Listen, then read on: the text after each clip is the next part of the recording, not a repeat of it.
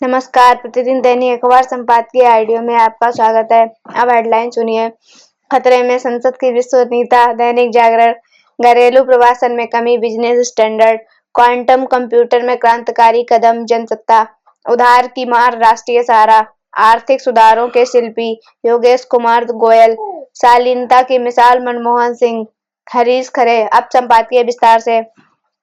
संसद में खतरे में संसद की विश्वसनीयता। दैनिक जागरण। आर.के. सिन्हा लेखक, वरिष्ठ स्तंभ का पूर्व सांसद है।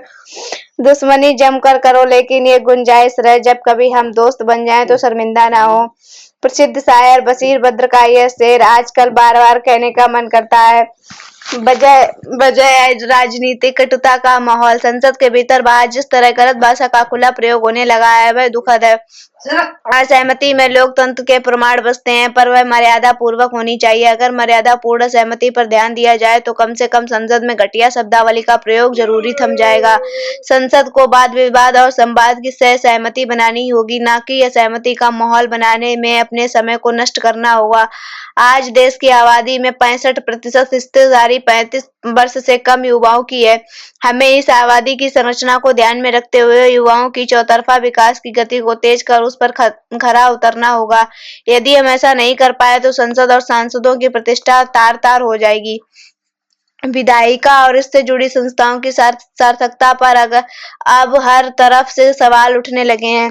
कारण यह है कि जब अब संसद में बहस के बजाय हंगामा ही हो रहा है।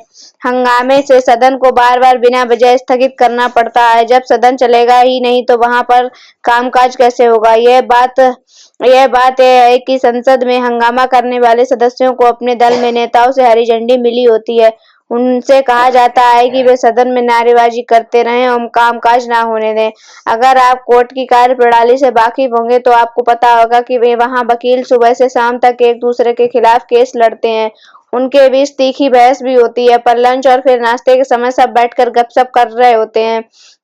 उनमें कहीं कोई कटुता नहीं होती। ऐसे वकीलों से भी संसद सदस्य कुछ सीख ले सकते हैं। अभी कुछ दिन पहले एक मोटिवेशन स्पीकर और हिंदू धर्म ग्रंथों के विद्वान एक सेमिनार में कह रहे थे कि जीवन में किसी को शत्रु मानना या उसे शत्रुता दिखाना कतई सही नहीं है।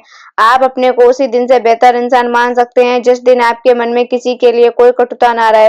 पर संसद में सत्ता पक्ष विपक्ष के बीच दुश्मनी वाला भाव दिखता है। अब यह भाव संसद के बाहर भी दिखने लगा है।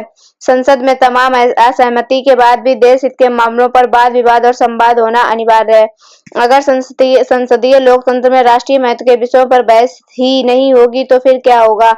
आज देश की आम जनता में यह भावना तेजी से घर करती जा रही है कि संसद में कायदे के संविधान के अनुरूप कुछ होता ही नहीं है। वहां पर तो संसद मात्र शोर शराबा करने के लिए जाते हैं। यह समझा जाना चाहिए कि संसद की महत्ता और उसकी विश्वसनीयता पर सवाल खड़े हो रहे हैं।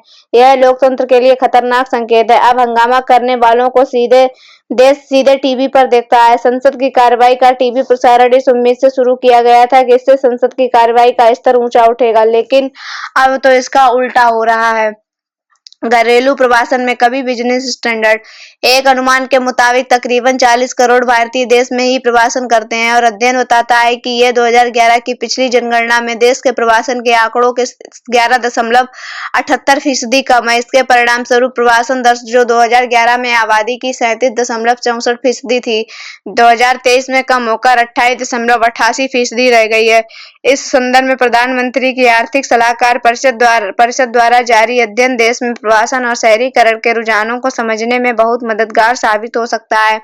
आधिकारिक आंकड़ों पर निर्भर रहने के बजाय अध्ययन उच्च तीव्रता वाले आंकड़ों का इस्तेमाल करता है। मसलन ट्रेनों में अनारक्षित यात्रियों की संख्या, मोबाइल फोन के रोमिंग आंकड़े और जिलावार बैंकिंग आंकड़े। वह इनकी मदद से यह समझने का प्रयास करता है कि प्रवासन किस प्रकार हो रहा है। देश में प्रवासन की बात करें तो यह मुख्य रूप से ग्रामीण गरीबों या देश के कम विकसित क्षेत्रों में रहने वाले लोगों के लिए एक किस्म की पलायन रणनीति होती है ताकि वे अपनी स्थिति बेहतर बना सके। हालांकि अक्सर यह उनकी आकांक्षाओं को पूरा नहीं कर पाती। ऐसे में घरेलू प्रवासन आमतौर पर असमान विकास रणनीतियों और क्षेत्रीय असमानता का असमानता का नतीजा होता है। जैसा कि अध्ययन क्षेत्र दर्शाता है, प्रवासन में कमी को इस तरह भी देखा जा सकता है कि शायद इन प्रवासियों के मूल निवासी वाली जगहों पर आर्थिक हालात और अवसरों में सुधार हुआ हो। यह भी माना जा सकता है कि जगह देश के सामाजिक आर्थिक विकास से लाभान्वित हुए हों। इसके साथ ही यह बड़ी शहरी बसावटों में कमजोर होते आर्थिक अवसरों का भी परिणाम हो सकता है, जिसके चलते संभावित मजदूर अपने घरों को रुक कर वहीं आजीविका के अवसर तलाश करते हो, या फिर वे अपने घर के आसपास के राज्यों में काम करने जाते हों। दूसरा कोशिश की जानी चाहिए कि शहरीकरण के एक तरफा रुझान को सुधारा जा सके और शहरों की भीड़भाड़ को कम किया जा सके। नए औद्योगिक केंद्र और उपनगर बनाकर भी प्रवासन को छोटे कस्बों की ओर स्थानांतरित किया जा सकता है। इससे देश भर में संतुलित विकास संभव होगा। क्वांटम कंप्यूटर में क्रांतिकारी कदम, जनसत्ता। प्रमोद भार्गव। गूगल ने इसी महीने विलो नाम की क्वांटम चिप बनाकर तकनीक के क्षेत्र में हलचल पैदा कर दी है। अत्यंत सूक्ष्म, महज 4 वर्ग सेंटीमीटर की ये चिप एक तरह तो 30 वर्ष से भी ज्यादा पुरानी समस्या का हल खोजने में सक्षम है। वहीं यह 5 मिनट में ऐसे काम कर सकती है जिन्हें करने में सबसे तेज सुपर कंप्यूटर को भी अरबों साल लग सकते हैं। इस चिप की कृत्रिम बुद्धि, फ्यूजन ऊर्जा तथा तारामंडल के ग्रह नक्षत्रों का अध्ययन करने में मदद मिलेगी। मौसम और प्राकृतिक आपदाओं की सटीक भविष्यवाणी करने में सुविधा होगी। तकनीकी क्षेत्र में इस नवीन उपलब्धि की सभी जगह चर्चा है। एलन मस्क जैसे लोग इस उत्पाद को लेकर अभिचिंतित हैं, इसलिए इसे सुपर ब्रेन की संज्ञा दी जा रही है। विलो चिप व्यावसायिक रूप में क्वांटम कंप्यूटिंग की नई दिशा तय करती हुई मील का पत्थर साबित होगी। कुछ समय पहले तक असंभव सी लगने वाली चीजों आज प्रौद्योगिकी की मदद से सरलता से परिणाम तक पहुंच रही हैं। एक समय संगणक के विकास ने प्रौद्योगिकी के क्षेत्र में क्रांतिकारी बदलाव किया था। अब कृत्रिम बुद्धिमत्ता यानी एआई ने चिकित्सा से लेकर हथियारों के निर्माण तक हर क्षेत्र में कंप्यूटर और रोबोट के प्रयोग को नया आयाम दिया है।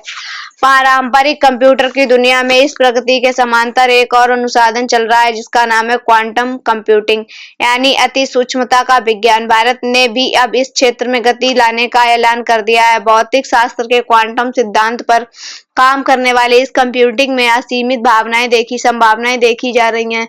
शोध के लिहाज से यह विषय किसी के लिए भी रुचि का हो सकता है। विशेषज्ञों के अनुसार यह पूर्ण विकसित क्वांटम कंप्यूटर की क्षमता सुपर कंप्यूटर से भी ज्यादा आंकी जा रही है। इसकी शुरुआत के बाद भारतीय और पश्चिमी वैज्ञानिक मान रहे हैं कि भारतीय भाववादी सिद्धांत को जाने बिना अणु या कण में चेतना का आकलन नहीं किया जा सकता।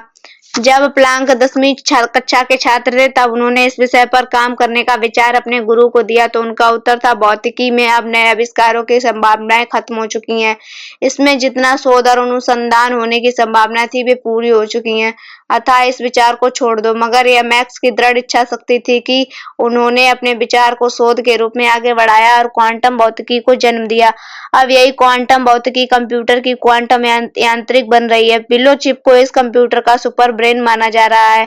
यह भी कहा जा रहा है कि इस क्षेत्र में जो देश बढ़ चढ़कर नेतृत्व करेगा वही दुनिया पर राज भी करेगा। उधार की मांग, राष्ट्रीय सहारा। सुप्रीम कोर्ट ने 16 साल पुराने एक मामले को खारिज करते हुए फैसला दिया है कि बैंक अब क्रेडिट कार्ड बकाया पर 30% से ज्यादा अधिक ब्याज वसूल सकते हैं। अदालत ने राष्ट्रीय उपभोक्ता विवाद निवारण आयोग के फैसले को खारिज किया, जिसमें क्रेडिट कार्ड बकायों पर ग्राहकों से अत्यधिक ब्याज पर वसूलने को अनुचित व्यवहार बताया गया था। आयोग के अनुसार क्रेडिट कार्ड बकाये 36 से 49% प्रति वर्ष की ब्याज दरें बहुत ज्यादा हैं, जो आधारकर्ताओं के शोषण की तरह हैं। City bank, American express, HSBC और स्टैंडर्ड चार्टर्ड बैंक द्वारा 2008 में उपभोक्ता आयोग के खिलाफ दायर अपीलों पर यह फैसला आया है। पीठ ने आयोग की इस टिप्पणी को अवैध कहा और इससे भारतीय रिजर्व बैंक की शक्तियों के सुस्पष्ट प्रत्यायोजन में हस्तक्षेप बताया। बैंकों द्वारा लगाए जाने वाली ब्याज की दर रिजर्व बैंक के निर्देशों और वित्तीय विवेक से तय होती है। क्रेडिट कार्ड यानी उधार पत्रक का मकसद भी तय वार्षिक शुल्क पर धन मुहैया कराना है, जिससे आसान किस्तों या निश्चित वक्त में चुकाया जाता है। हालांकि भारतीय समाज में आर्थिक समृद्धि के साथ ही क्रेडिट कार्ड का प्रयोग प्रचलित होता जा रहा है। भारतीय समाज में कर्ज लेकर खर्च करने की संस्कृति वर्जित रही है। उच्च ब्याज दरों का दबाव, उधारी के कारण अत्यधिक खर्च, धोखाधड़ी के चलते बहुत से लोग अभी भी इन सुविधाओं से तौबा करते हैं। समय पर भुगतान न करने वालों की संख्या कम नहीं है। बगैर बगैर सोचे समझे या आय से ज्यादा खर्च करने वाले इस चंगुल में फंस जाते हैं। कुछ उधारकर्ता निश्चित रूप से आपात स्थिति में मजबूरन उधारी का इस्तेमाल करते हैं, मगर जब वे कर्ज चुकाने में असमर्थ होते हैं तो ब्याज दरों का अत्यधिक बढ़ना लाजमी है। बैंक अपने नियमों से उपभोक्ताओं को अवगत जरूर कराते हैं, फिर भी उधारकर्ता इनकी अनदेखी करते हैं। पहले साहूकार जो काम किया करते थे, वित्तीय संस्थान बिल्कुल वही कर रहे हैं। हालांकि बैंकों को खुली छूट देने से बेहतर होता कि उपभोक्ता अधिकारों का ख्याल रखा जाता। कर्ज चुकाने में असफल शख्स को मोहलत देने के साथ ही उस पर पेनाल्टी भी लगाई जा सकती है। उसकी जरूरतों और कारणों को समझने के प्रति वित्तीय संसाधनों को जिम्मेदार होना चाहिए।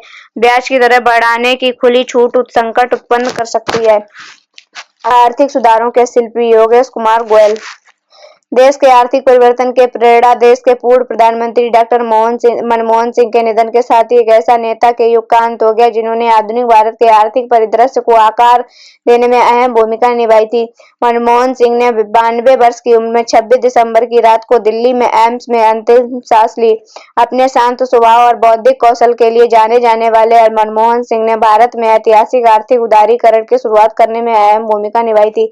1991 में व्यापक सुधारों का श्रेय उन्हें ही दिया जाता है, जिसने भारत की अर्थव्यवस्था को खोला, तथा कथित लाइसेंस परमिट राज्य को खत्म किया और वैश्विक मंच पर भारत को एक आर्थिक महाशक्ति बनाने के मार्ग पर मजबूती से स्थापित किया। शिक्षाविद, अर्थशास्त्री और राजनीति के रूप में उनकी यात्रा न केवल प्रेरणादायक रही, बल्कि उनके द्वारा किए गए आर्थिक सुधारों और राजनीतिक निर्णयों ने भारत के इतिहास में एक नई दिशा दी। उन्हें आधुनिक भारत के आर्थिक सुधारों का वास्तुकार भी कहा जाता है। डॉक्टर मनमोहन सिंह ने जुलाई 1991 में अपने बजट भाषण के अंत में कहा था, दुनिया की कोई भी ताकत उस विचार को नहीं रोक सकती जिसका समय आ गया है। मैं इस सम्मानित सज्जन को सुझाव देता हूं कि भारत का दुनिया की प्रमुख योगेश कुमार गोयल आर्थिक शक्ति के रूप में उदय एक ऐसा विचार है जिसका समय अब आ चुका है। मनमोहन सिंह ने जनवरी 2014 में बतौर प्रधानमंत्री अपनी आखिरी प्रेस कॉन्फ्रेंस में मीडिया के उन सवालों का जवाब देते जिनमें कहा गया था कि उनका नेतृत्व कमजोर और कई अवसरों पर भी निर्णायक नहीं रहे, कहा था, मैं ये नहीं मानता कि इतिहास मेरे प्रति समकालीन मीडिया या संसद के विपक्ष की तुलना में ज्यादा उदार होगा। बहरहाल राजनीति में डॉक्टर मनमोहन सिंह जैसे विज्ञान बहुत ही कम देखने को मिलते हैं। उनकी सरकार के दौरान भ्रष्टाचार के आरोपों के बावजूद उनकी व्यक्तिगत ईमानदारी हमेशा संदेह से परे रही। वह ऐसे राजनेता थे जिन्हें राजनीति सीमाओं से परे सम्मान प्राप्त था। कुल मिलाकर तमाम आलोचनाओं के बावजूद डॉक्टर सिंह नेता के रूप में याद किए जाएंगे जिन्होंने भारत को वैश्विक मंच पर सम्मानजनक स्थान दिलाया और भारत को आर्थिक एवं सामाजिक दृष्टि से मजबूत राष्ट्र बनाने में अहम योगदान दिया। शालीनता की मिसाल मनमोहन सिंह। हिंदुस्तान। हरीश खरे प्रधानमंत्री मनमोहन सिंह के मीडिया सलाहकार रहे। लेखक के वे अपने विचार हैं। मनमोहन सिंह को यह देश हमेशा याद करता रहेगा। देश के स्तर पर देखें तो उनके बड़े योगदान की शुरुआत साल 1991 में तब हुई थी जब देश की अर्थव्यवस्था चरमरा गई थी। ऋण का बोझ बहुत बढ़ गया था। देश का खजाना खाली होने वाला था। तब पुरानी सोच और पुरानी नीतियों का ढांचा देश में चल रहा था, उससे बदलने का समय आ गया था। तब डॉक्टर मनमोहन सिंह ने लगभग अकेले ही अर्थव्यवस्था में सुधार के कार्य शुरू किए। जो आर्थिक सुधार उन्होंने शुरू किए वे बिल्कुल नए थे, तो उनका विरोध भी खूब हुआ। बहुत से लोगों ने कहा कि विदेशी ताकतों के मुताबिक देश की अर्थव्यवस्था की नींव रखी जा रही है, लेकिन केंद्रीय वित्त मंत्री के रूप में अर्थशास्त्री मनमोहन सिंह आर्थिक सुधारों की राह पर चलते रहे। वह सच्चे देशभक्त थे। उन्होंने अर्थव्यवस्था को सुधारने की दिशा में भी कदम उठाए। तब वह आश्वस्त हो गए और इस कदम से देश को दूरगामी लाभ होगा। तब बहुत से लोगों को यह लगता था कि हम अपने जाने माने रास्ते से भटक रहे हैं, नए जोखिम भरे रास्ते पर चल पड़े हैं। मगर उस नए रास्ते का ही कमाल है कि आज हम विश्व में एक मजबूत आर्थिक मुकाम पर पहुंच गए हैं। इस मुकाम से और आगे चलते हुए यह देश मनमोहन सिंह को नहीं भूल सकता।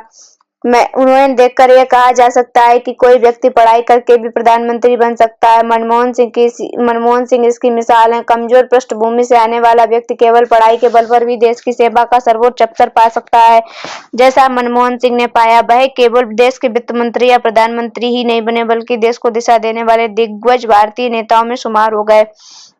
मैंने तो करीब से देखा है, विश्व के दिग्गज नेता उन्हें कितने सम्मान के साथ मिलते थे। तब परस्पर जो आदर भाव होता था वह अद्भुत और दर्शनीय होता था। उससे मिलने आने वाले लोग भी आश्चर्य में पड़ जाते थे कि लोकतंत्र में एक ऐसा इंसान भी ऐसी सर्वोच्च ऊंचाई पर पहुंच सकता है। वह नेताओं और छात्रों के लिए प्रेरणा स्रोत रहेंगे। वह केवल भारत के लिए नहीं बल्कि पूरे विश्व के लिए आदर्श रहेंगे। धन्यवाद।